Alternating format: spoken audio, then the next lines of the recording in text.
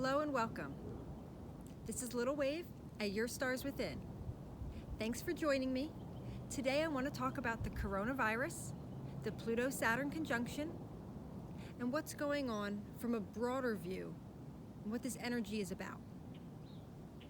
So first I want to remind you about the Saturn-Pluto conjunction. You guys probably remember seeing a bunch of memes about it around the new year. So Saturn and Pluto are both really heavy hitters. They're big planets, they move slow, and they have a big impact.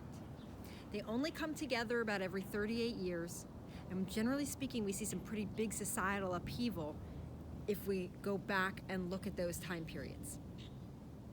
Back in the summer of 19, they got really close together, I think in July, and then they backed off. Slowly making their way back together, November, December, making their official conjunction around January 7th. That day of the official conjunction is the day that the World Health Organization announced that this was a new virus. So the day of actually coming together is sort of the day that we recognized we were dealing with something. Now let's talk about Pluto and let's talk about Saturn. Let's talk about what they're about. Pluto is the energy of transformation. The phoenix rising from the ash, the caterpillar turning to the butterfly. And we think, oh, well, that sounds good, right? Well, yes and no. For anyone who's ever had a major Pluto transit, you know that the majority of the transit is more about falling apart, falling away, the old leaving. What comes new, the butterfly, the phoenix rising, cannot even recognize what it was before. That what it was has changed so completely, it forgets the old way. And so much of a Pluto transit is really spent going deep. It's the ending of the old. It's the change. The very end of it is about what's new, or about what we're going to build in its place. And so I think that's really important to keep in mind. Saturn, when we think about Saturn, Saturn's father, he's karma, he's money and business. And so, when I talked about this in my blog post before, I talked about old structures crumbling. And I still think that's the energy of Saturn-Pluto conjunction, especially here at 22 degrees Capricorn. Old structures falling apart, coming apart, things that we've relied on, old, especially because the Capricorn and Saturn both are patriarchal energies, old patriarchal systems ending, political systems. We don't need a government that is apparent to us. We don't need a job that is on top of us, watching every move. We're not children. Spiritually speaking, we have grown into the next era. And so it's time for a different structure of life that honors what we are and what we're here for, that allows us to live in ways that we're free to explore and expand ourselves. That would be the butterfly, right? Or the phoenix rising. Does every Pluto transit end with a butterfly? I don't know about that. There's definitely a change and there's definitely a transformation, but which way that change and transformation goes has a lot to do with the choices that we make. And we're at that crossroads where we have to choose which way we're going with this. Do you hunker down into fear? Don't hunker down into fear, right? That's just gonna take us to more and more restriction, negativity. We don't wanna hunker down into fear. We want to think about hope. We want to think about freedom. We want to think about joy. We want to think about community. Freedom and community is very Aquarius, and Aquarius has a lot of marker on this virus, and I'll talk about that in a minute. But we want to think about moving towards love and hope and joy and community. Taking this time to go inward and reboot our internal structures. And this virus is causing much of us and many businesses to recognize that a lot of things could be done more flexibly, could be done at home, Children could be educated at home. It's asking us to take a look at what are we prepared for? What are our reliances on capitalism, on corporation, to provide for our basic needs? Do we know how to grow food? Do we know how to care for our young? Do we know how to gather in community? That this is bringing us back to that core. Whether it's this virus, whether it's something else, it will keep bringing us back to changing structures, because that's what this energy is about. But behind this energy of the virus is the energy of fear. And that wants to take us down an ugly, dark timeline. And I don't want us to go down that timeline. So we need to not get into fear. And much like one light can light up a large amount of darkness, each of us can choose to be that light. That one light can make a difference over many people who are putting fear energy into the world. That you choosing, you can be cautious and you can be discerning. And you can follow safe protocols without fear, with peace, with opportunity, with bowing to this opportunity for change. I've seen many healers offering their services for free. Many meditations, sound baths, courses. And so taking this opportunity to raise our vibration, to choose love, to choose hope, to choose light, will make a huge difference in the direction that this goes. So let's talk about the Aquarius piece of this. There's a couple ways that Aquarius has an impact. Okay, so I'm going to walk you through a little bit of a timeline here. So January 7th, like we said, Saturn and Pluto conjuncted. The World Health Organization said, okay, this is a new virus. Jupiter has been in Capricorn since the beginning of the year, a little bit beforehand in December. And Jupiter is a benefactor. He tends to bring gifts. He's benevolent, but he expands. He makes things bigger. And so sometimes when we're going through a personal Saturn or Pluto transit and Jupiter comes along, he makes the issue so big it can't be ignored.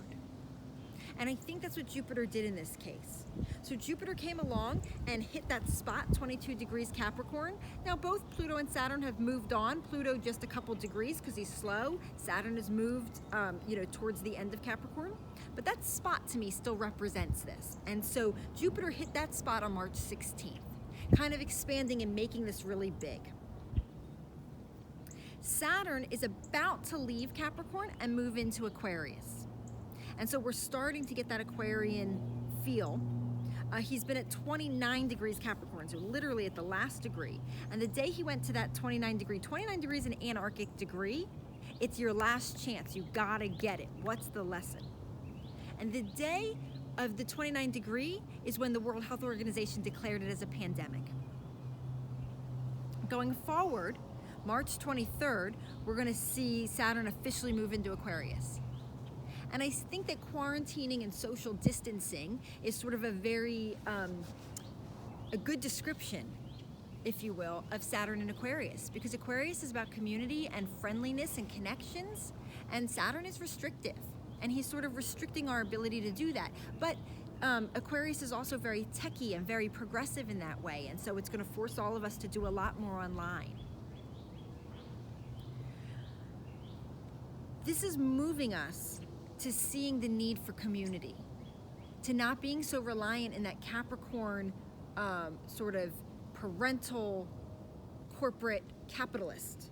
We need to, so my lesson that I've learned in life when I've interfaced with Saturn is that the sooner you give to the lesson, the sooner you say, okay, I'm gonna work towards the lesson, I accept it, the sooner the pressure comes off.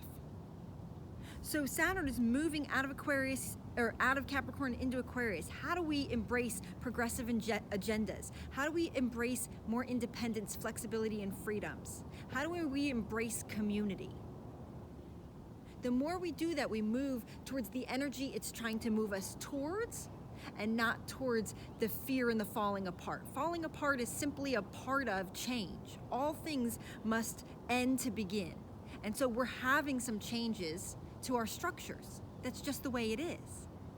But in what direction do we push those changes? We want to push towards community, flexibility, progressive, online. We want to push towards those things because that's Aquarius. So we also have the Mercury retrograde that we just went through, if you remember, and that did start in Pisces. And the day that the Mercury retrograde started in February, Italy recognized that it had the virus. As Mercury retrograded out of Pisces and back into Aquarius, the day it went into Aquarius, Italy went under strict quarantine. And then as Mercury went forward, both Iran and Italy, on the day that Mercury went forward, Iran and Italy had the highest death toll in a single day. So, everything in this sort of area around Aquarius is showing us where things are moving. Now, Saturn has moved on from that spot, but Pluto has not. Pluto is going to go backwards. He's going to retrograde back to 22 degrees Capricorn. He's going to stand there for a minute and then go forward. And he's such a slow-moving planet that this is going to happen through summer into fall. Now, do I think that means the virus is going to necessarily last all that long? No, I don't necessarily think that. I think a lot of these energies are moving. I think Jupiter kind of expanded it and blew it up as big as possible on March 16th. So I think that Jupiter piece is probably as big as it gets and that it starts to get contained. That's my sense. But we need to do our part with that. With Pluto retrograding, that's the continuation of these structures crumbling. There may be a couple different phases, a couple different things that occur that force us into change structures and day-to-day changes of how we function, how we exist and coexist. And so I think Pluto is going to continue to put that pressure of transformation on us, making sure that we really get the message. The old way, the patriarchal way, the authoritarian way, the capitalist way, the corporate, business, money mindset is not working. It is killing our earth. It is killing our souls. We must move towards love, towards community, towards sharing, towards cooperation and being together again. And that's what I really think the energy of this can be used for. So I hope I've given you some insight. I hope that you have some sense of direction of how you can put your energy and the importance of power of aligning yourself with the direction we want this to flow. We want, the river is always flowing, right? Change is always happening. And in this case, we're at some rapids. Change is happening big. We need to get in there and direct that course. And each one of us has a say in that. Each one of us has a power in that. And we have to align with the positive flow of progressive change. And you can't do that if you're stuck in fear. So we don't need to be in fear to make good, wise choices. So I encourage you to take a collective breath, to be at peace, to take this opportunity to go in, to be in attunement and alignment, to raise your vibration, to share the energies and the wisdoms that you have with others. I will continue to make astrological videos. I hope that they will be of benefit to you. And I wish you the best. Namaste.